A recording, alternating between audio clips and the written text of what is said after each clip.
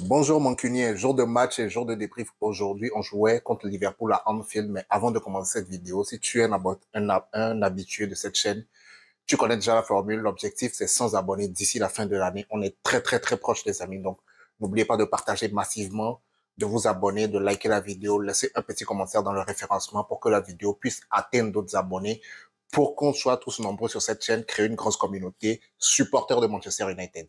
Donc aujourd'hui, jour de match, on jouait contre Liverpool à Anfield, donc à l'extérieur. Je me rappelle plus c'est quelle journée de match, mais Liverpool recevait Manchester United et le match est soldé par un match nul.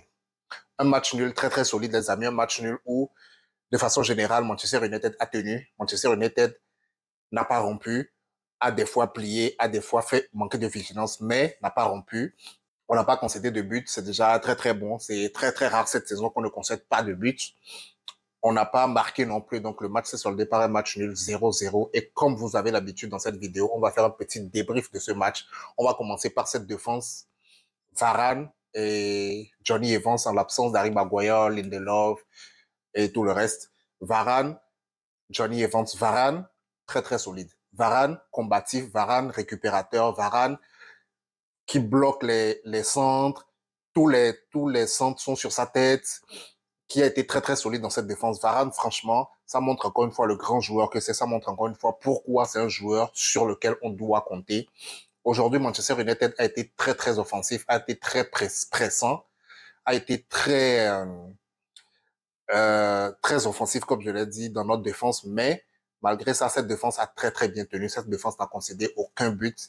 Ils ont été obligés, les fois où ils ont eu des tirs menaçants, ça a été la plupart du temps des tirs de loin parce que la défense est très très bien regroupée. Mais Varane dans cette défense, grand patron. Grand patron Varane dans cette défense. Et c'est un joueur, je pense, on ne doit pas se passer de ce joueur. Je pense que les joueurs, petit à petit, commencent à montrer leur plein potentiel et certains joueurs sont encore à la traîne, oui, mais de façon générale, ça arrive. Je l'avais déjà dit dans une vidéo ici, je continuais toujours à le répéter. Ça arrive. Ça arrive, les amis. Et quand on aura récupéré l'entièreté de notre effectif, quand on aura récupéré tous les joueurs, ça sera là, ça va venir. Ten Hag, c'est l'homme. Je vais faire une vidéo cette semaine, je pense, pour parler de la situation de Ten Hag de façon générale. Ça sera pas aujourd'hui, mais ça sera probablement dans la semaine. Mais aujourd'hui, je peux vous rassurer que Ten Hag, il fait le travail. Des fois, il a des fois, il a des manquements, excusez-moi. Des fois, il fait n'importe quoi. Mais de façon générale, je pense que ce sont des joueurs qui, à leur plein potentiel, sont des joueurs sur lesquels on peut compter. À peu de choses près, je vais en parler dans cette vidéo, à peu de choses près, mais de façon générale, aujourd'hui, cette défense a été solide. Varane, grand patron dans la défense, il a organisé la défense, il a fait son travail, il a fait ce qu'il devait faire. Johnny Evans également, il a été pas mal dans cette défense, il a sauvé pas mal de ballons. Dalot et Luke Shaw également, ils ont fait leur travail sur les côtés. Euh, je, je pense que Dalot a été beaucoup décrié, mais aujourd'hui, quand même, bon, il a manqué certains ballons dans les phases offensives, mais de façon générale, Dalot, il a été correct. Il a été correct, les amis, et Luke Shaw également, il a été correct, il a bien joué son rôle, il était un peu en deçà dans des phases défensives, mais de façon générale, il a été correct. Au milieu de terrain, Amrabat, Kobe Mainoo, McTominay. Il y a du bon et du moins bon. Amrabat, Kobe Mainoo. Amrabat, très très lourd sur le terrain. Amrabat, il a du mal à suivre les attaquants. Il n'est pas rapide. Il sait qu'il n'est pas rapide, mais il veut monter. Il est toujours devant. Il ne reste pas derrière à intercepter les ballons. Il sait qu'il n'est pas rapide. Il sait qu'il n'arrive pas à bien courir. Dès qu'il est un peu dépassé, c'est fini. Il ne peut plus rattraper le joueur adverse. C'est très, très compliqué. Ça a été très compliqué pour Amrabat, surtout avec les Luis Diaz, des Mo Salah, des Darwin Nunez, qui sont des vraies flèches. Amrabat, ça a été compliqué pour lui de contrôler ce milieu. Par contre, Kobe Mainoo, très bon dans la relance, très bon à la récupération, très bon comme d'habitude. Kobe Mainoo, c'est vraiment la révélation de cette année, les amis. Kobe Mainoo, c'est vraiment la révélation de cette année. Et aujourd'hui, il a encore été très, très bon. Il a encore été très, très, pratiquement l'homme du match. Mais l'homme du match, moi, personnellement, je le donnerai à quelqu'un d'autre et je vais en venir. Mais de façon générale, Kobe Mainoo, très, très bon aujourd'hui. Kobe Mainoo a, a délivré de très bonnes passes, surtout une longue passe pour Garnacho, qui a lancé Garnacho, qui a failli faire un but, mais le défenseur de Liverpool s'est repris au dernier moment, a mis les pieds dans les pieds de Garnacho. Mais de façon générale, Kobe Meno, il s'est géré. Il s'est géré dans ce milieu de terrain. Il a fait un bon match. Il a fait il a fait des belles percées, des belles interceptions. Bon match. Le moins bon, McTominay. McTominay était le meneur de jeu et capitaine aujourd'hui de cette équipe et c'est pas ça. C'est pas ça, McTominay. Il n'était nulle part. McTominay, je l'ai vu nulle part.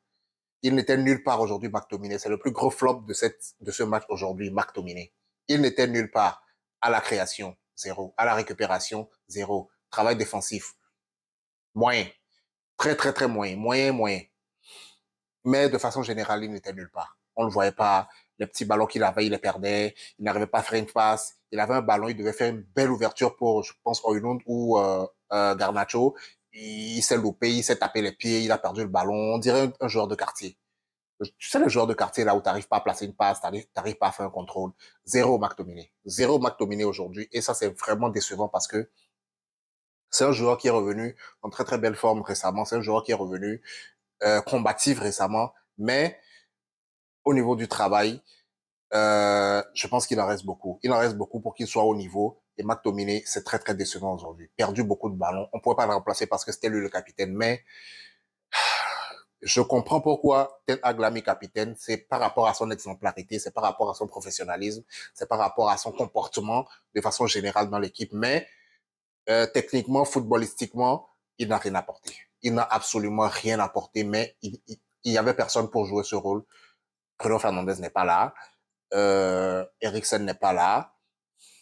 Casemiro n'est pas là. Il y avait qui pour être à la relance. Il y avait qui pour être le meneur de jeu. Mason Mount n'est pas là. Il y avait que lui, il y avait que McTominay et on a été obligé de jouer avec lui. On a été obligé de lui donner le capitana parce que, mais pas obligé de lui donner le capitana, mais Ten Hag, par rapport à son professionnalisme, à son exemplarité, lui a donné le capitana, mais dans le football, c'est pas ça. Il n'a pas de football McTominay. Il n'a pas de football et c'est décevant parce que c'est un joueur qui, quand il veut, il peut faire de très belles choses. C'est un joueur qui, je pense, la chance aussi lui a beaucoup souri dernièrement et il a pu mettre des buts, il a pu vraiment rattraper certaines de ses erreurs, principalement en mettant des buts, mais de façon générale dans le jeu, il ne propose rien de bon. À la construction zéro, au contrôle zéro, il n'arrive pas à se défaire de son vis-à-vis, il n'arrive pas à faire des belles passes, il n'arrive pas à être présent pour la construction du jeu. Il n'y a rien qui fonctionne. Il y a absolument rien qui fonctionne et c'est décevant parce que devant, on avait des flèches devant qui pouvaient être bien servies, qui pouvaient vraiment faire du mal à cette défense de Liverpool. On l'a vu dans certaines phases de jeu, surtout en deuxième mi-temps où ils ont vraiment failli faire du mal à cette équipe. Je parle notamment de Garnacho, Rasmus Højlund et Anthony. Et moi, pour moi, l'homme du match, c'est Anthony. Parce que, offensivement, il a été là. Il a proposé du jeu. Il a fait de belles passes. Souvent, il n'arrivait pas à se défaire parce qu'il était pris à deux.